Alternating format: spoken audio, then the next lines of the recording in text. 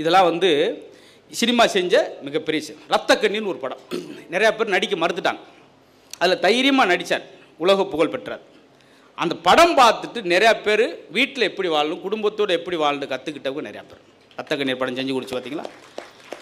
அதில் வசனங்களை எப்படி தமிழில் கவிப்பேரசு சொல்கிறார், என் குழந்தைக்கு எப்படி நான் தமிழ், என் பிள்ளைகளுக்கு 2 பிள்ளைகளுக்கும் நான் எப்படி தமிழ் கற்றுக் கொடுத்தேன். டிஎம் சவுந்தரராஜன் பாடல்களை போட்டு என் மகன் தமிழ் கற்றுக்கிட்டான். அந்த அளவுக்கு அவர் ஒரு சௌராஷ்டிராக்காரு. சௌராஷ்டிராக்காரு எவ்வளோ அழகாக தமிழை உச்சரிச்சிருக்காரு பாருங்க. அந்த உச்சரிப்பு தெளிவு இன்னைக்கு இருக்கா? ஒரு பாட்டில் இருக்கா? உங்களுக்கு தமிழ் மறந்து போயிடும் அவங்க பாட்டை கேட்டால். அப்படி இருக்கே. அதுக்கு கவிஞர் எழுதுகிற பாட்டு உருக்கமாக இருக்கும். ராஜபார்வை அந்த படத்தில் ஒரு பாட்டு, அந்திமலை பொழிகிறது ஒவ்வொரு துளியிலும் உன்முகம் தெரிகிறது. இதுக்கு பாராட்டு விழா, பாராட்டில் கவிஞருக்கெல்லாம் பாராட்டு நடக்கும்போது வைரமுத்து இந்த பாட்டுக்கு பரிசு விடுங்கன்னு ஒரு, அதில் அங்கேருந்து கவிஞர் இந்த பாட்டுக்கு எப்படி தருவீங்க, பாட்டில் பிழை இருக்குன்னு ஒரு கவிஞர் சொல்கிறார். அந்திமலை பொழிகிறது ஒவ்வொரு துளியிலும் உன்முகம் தெரியும் சொல்லி ராஜபார்வை படத்தில் அந்த கதாநாயகன் பார்வை இல்லாதவன். பார்வை இல்லாதவன் எப்படி அந்திமலை பொழிகிறது ஒவ்வொரு துளியும் உன்முகம் தெரியும்னு சொல்ல முடியும்? பாட்டு தப்பு. கவிப்பேரசுக்கு அடிக்கிறாங்க, ஐயா இப்படி சொன்னால் உங்கள் பாட்டை தப்புன்றாங்க, அது எப்படி ஒவ்வொரு துளியிலும் உன்முகம் தெரியும்னு சொல்லி ஒரு கதாநாயகன் கண் பார்வை இல்லாதன்னு சொல்லுவேன். அதுக்கு கவிப்பேரசு, காதலுக்கு கண்ணில்லை நன்றி வையுங்கள் அப்படின்ட்டார்.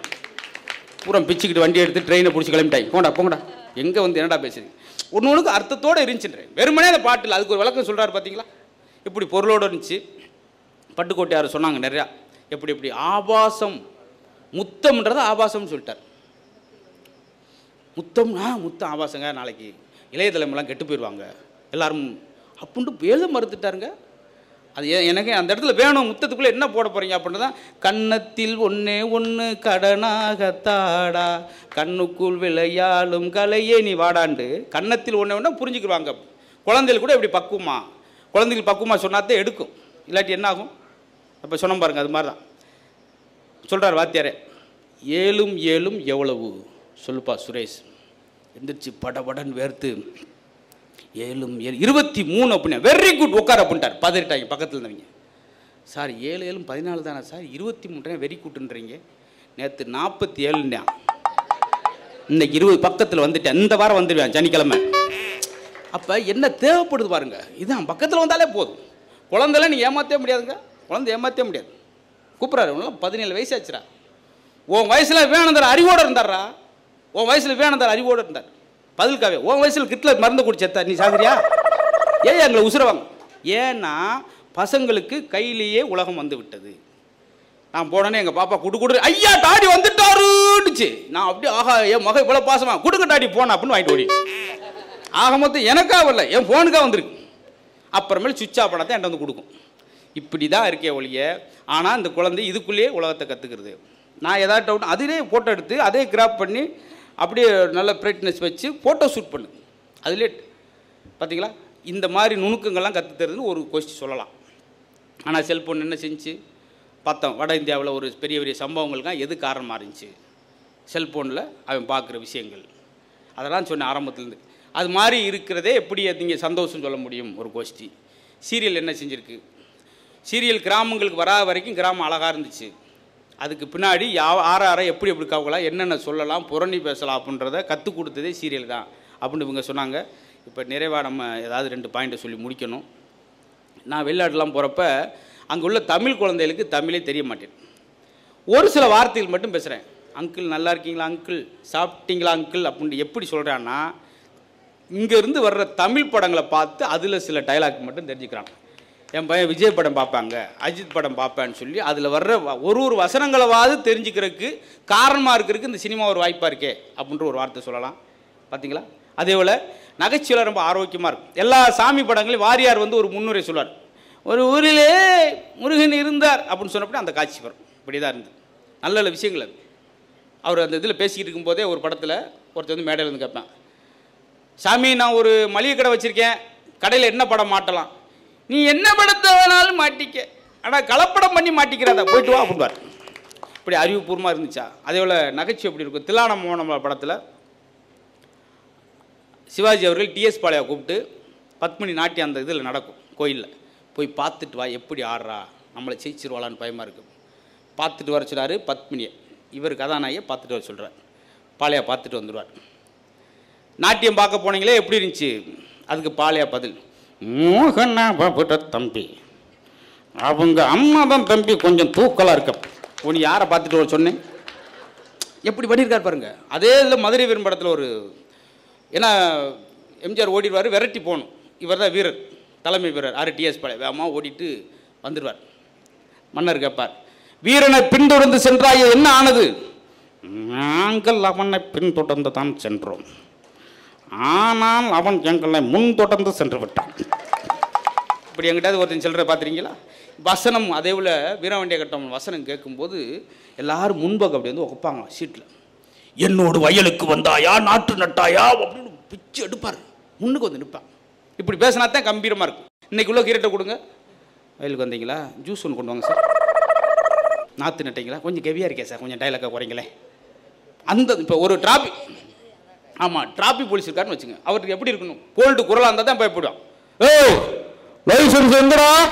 ஐயா இருந்தாருங்க, பிச்சிருவேன் ராஸ்கல். அவர் வந்து இப்படி இருக்காருன்னு வச்சுங்க, லைசன்ஸ் எங்கப்பா? என்கிட்ட இல்லை, இங்கே ஒரு லைசன்ஸ்லாம் வரக்கூடாது தம்பியெல்லாம். அப்படித்தான் வருவா. என்ன நீ சென்ற பணியே இந்த எதிர்த்து பேசுறீங்கன்னு வச்சு யாரா கேட்பானாயா? அந்த குரல் குரல் தோற்றம் தான். போன வாரம் ஒரு வீட்டுக்கு போயிருந்தேன், அந்த அம்மா பேர் குரல் அரசி. குரல் அரிசி சாப்பிட சொல்லுச்சு. அட அதான் குரல் கேட்டு சாப்பிடலாம் ஆசையா இருந்துச்சு. சாப்பிட்டு போ தம்பி. சேரோட கிளை விழுந்த 4 பேர் நட்டு தெருவில் விழுந்தோம். சாப்பிடாம போட ரொம்ப கோவப்படுவோம். நாங்க சாப்பிட்டா எங்க கூட ஆஸ்பத்திரியில் அட்மிட் ஆயிடுவோம். டென்ஷனோட வெளியே வரோம். காலில் அந்த அம்மாவோட வீட்டுக்கார உட்காந்துருக்காரு. இதாண்டி மிசில வச்சிடறோம் 6 அடியில் அம்மா உட்காந்துருக்காரு. இந்த அம்மா இப்படி பேசின்னு வரான். என்ன தம்பி எதுக்குள்ளையும் கிளம்பிட்டீங்க? எப்பா சாப்பிட்டு விட்டு போடாதப்பா, எங்களுக்கு ஒரு மரியாதை வந்த விருந்தாடிகளுக்கு. போதும் உங்க விருந்தாடிய பூராமே கன்ஃபியூஸ் ஆகுது. அப்ப என்ன இருக்கும் நிலவரம்? இங்க இருங்க 6000 ரூபாய்க்கு சாப்பாடு வாங்கி தராங்க ஹோட்டல்ல. 6000 ரூபாய்க்கு சாப்பாடு வாங்கி தராங்க. பேசாம சாப்பிட்டுக்கிட்டு இருக்காங்க. பில்லு கொடுக்கும்போது முதல்ல வெளியே வந்துட்டான். வெத்தலை சும்மா இருங்க, எல்லா செலவும் நீங்களே பண்ணிக்கிட்டு. வெத்தலை வாக்கு நான் தான் வாங்குவேன். வேறு 6500 ரூபா 1.25 ரூபாய்க்கு வெத்தலை வாக்கு. இந்த ஜோக்கு சொல்ல வேணாம்னு இந்த பிள்ளை சொல்லுங்க சார். இருங்க கடைசியில் இதை போடுங்க, செம்மையாக இருக்கும். சொல்கிறேன்டா முறைச்சி பார்க்குது பாட்டி. நல்லா பேசிக்கிட்டு இருந்தா திடீர்னு இப்படி ஆகிட்டானே அப்படின்னு சொல்லி சும்மா உதாரணத்துக்கு பேசுகிறேன். ஆமாம், ரசனையோடு ஒரு விஷயத்தை ரசிக்கணும். அப்பா இப்போ தாயை தொடங்குறேன் அப்படின்னு நினைக்காங்க. படம் அன்னைக்கும் பார்த்தாங்க, இன்னைக்கும் பார்த்தாங்க. அன்னைக்கு எப்படி பார்த்தாங்க தெரியுமா? உண்மை மாதிரியே மேக்கிங் சீன் வராத வரைக்கும் உண்மையாக ரசித்தாங்க, அழகாக இருந்தது. இன்றைக்கி பாகுபலியை ஃபுல்லாக மேக்கிங் சீன் சொல்லி நம்ம யூடியூப்பில் பார்க்குறோம். அப்படி அவ்வளோ ஒரு மலையில் பறந்து போகிறத ஏய் ஒரு பச்சை துணியை கட்டிட்டு முன்னுக்கு ஓடுவாண்டாவேன் அப்படி ஈஸியாக சொல்லிடுறேன். அப்போ மரியாதை போச்சுல. அன்னைக்கு எப்படி படம் பார்த்தாங்க தெரியுமா? ஒரு படம் ஓடுது, பக்கத்தில் இருக்கும் பெட் கட்டுறேன். இப்போ பாரு, படம் போட்டோன்னே அந்த பாலத்தில் எம்ஜிஆர் வருவார். குதிரை மிரண்டு ஆற்றுல விழுந்துருவார். 100 ரூபா பந்தயம். அதெல்லாம் விழமாட்டார். அவனு 100 ரூபா பந்தயம் கட்டியாச்சு. படம் போட்டாச்சு, வந்தார், விழுந்துட்டார். கொண்டாடா 100 ரூபாய். எப்படா அப்படி கரெக்டாக சொன்னேன்? ஏற்கனவே பார்த்துட்டேன்டா. இவன் சொன்ன நானும் ஏற்கனவே பார்த்துட்டேன்டா. அப்புறம் விழ மாட்டான்னு சொன்னேன். நேற்று கூறுவட்டத்தை நம்ம விழுந்துட்டேன், எனக்கு சூதானமாக போயிடுவார்னு பார்த்தேன். அது எவ்வளோ அழகாக ரசிச்சிருக்காங்க. அது வரைக்கும் அது நல்லா இருந்துச்சு. இன்றைக்கி எப்படி ரசிக்கிறான்? இந்த படம் பார்க்க போனேன், சர்பட்டா படம். படத்தில் ஹீரோ ஆர்யா, அவர் தான் ஆர்யா. கதாநாயகி ஆர்யா, கதாநாயகன் தான் ஆர்யா. நான் என்ன சொல்கிறேன் சார், சார் இந்த படத்தோட ஹீரோ ஆர்யா, அவர் தான் ஆர்யா.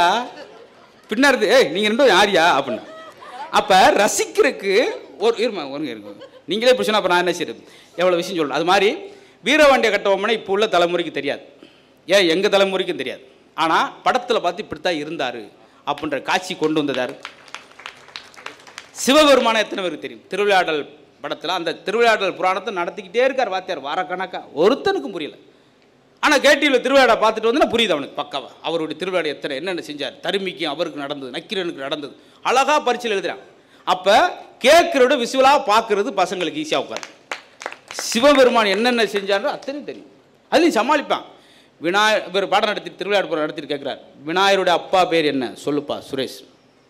சிவாஜி. கக்குன்னு சிரிச்சிட்டாங்க. கம்பெடுத்து அடிக்கப்படாது, சுதாரிச்சிட்டான். அவனு தப்பா சொல்ல சார். ஏடா படத்தை பார்த்துட்டு வந்து என்ன சிவாஜி நிக்கிட்டு இருக்க சார்? விநாயகரோட அப்பா சிவாஜி என்ன சொன்ன என்ன தப்பு? நேரு எப்படி சொல்கிறோம் மரியாதை? நேருஜி. காந்திய மரியாதை எப்படி சொல்கிறோம்? காந்திஜி. விநாயகர் அப்பன் பேர் சிவன், சிவா, அவரை மரியாதை சிவாஜின்னு சொன்னேன். 13 மார்க் வாங்கியிருக்காங்க. தப்பாக சொன்னால் கூட சமாளித்து. அது மாதிரி சிவபெருமானை காமிச்சது யார்? கப்பலோட்டி தம்மனை. இதெல்லாம் பாடத்தில் படித்த விட கேட்டு படங்களை பார்த்து கற்றுக்கிட்டது. இன்றைக்கி சொல்கிற அவர் சொன்னார் பார்த்தீங்களா, எது அலங்காநல்லூர் ஜல்லிக்கட்டு. எங்கேயோ சின்ன கிராமம் அலங்காநல்லூர் ஒதுங்கிறாமல் ஒரு சின்ன மெசேஜ் பண்ணக்கு, வாட்ஸ்அப்பில் பண்ணக்கு 10,000 பேர் ஐடி கம்பெனியில் வேலை பார்த்து மெரினா பீச்சில் கூடி ஒரு சம்பவத்துக்கு வந்தால் பார்த்தீங்களா, நல்ல விஷயத்துக்கு உதவுது. ஆக மொத்தம் நீங்கள் சரியாக பார்த்தால் அது சரியாக இருக்கும். அந்த வகையில் பார்க்கும்போது இந்த மூன்றும் நம்மளுக்கு பொழுதுபோக்கு அம்சங்கள். ஓடிக்கிட்டே இருக்கோம். நம்ம களைப்பு நீங்குவதற்கு ஒரு பொழுதுபோக்கு அம்சம் வேணும். இல்லாட்டி வாயில் சொல்ல முடியாத வார்த்தை இல்லாத நோய்கள் உடம்புல பூந்துக்கணும். அப்பப்போ நீங்களாம் வந்திருக்கீங்க. ஒரு வருஷம் ஓடி உழைத்த நம்ம ஒரு 4 நாள் தங்கி நல்ல இசையை கேட்டு நல்ல நகைச்சுவை கேட்கணும். எதுக்கு? அடுத்து இன்னும் வேகமாக ஓடுறது, நம்ம உந்துதல் படுத்துறதுக்கு. அப்படியாப்பட்ட அரிய பணியை செஞ்சுருக்கீங்க பார்த்தீங்களா. அது மாதிரி நம்மளை உந்துதல் படுத்துறதுக்கு சில விஷயங்கள் வேணும். அதை மூன்றையுமே அழகாக கொடுப்பதான் இந்த சினிமாவும் சின்னத்திரையும் கைபேசியும். ஆக மொத்தம் அது நம்மளுக்கு சந்தோஷத்தான் தருகிறதை ஒழிய சங்கடத்தை அல்ல என்று சொல்லி இந்த பெருவாரியான அற்புதமான மக்களை வணங்கி வாழ்த்தி இந்த பெரிய வாய்ப்புக்கு நன்றி சொல்லி உங்களிருந்து அன்போடு விடைபெறுகிறோம். நன்றி, வணக்கம்.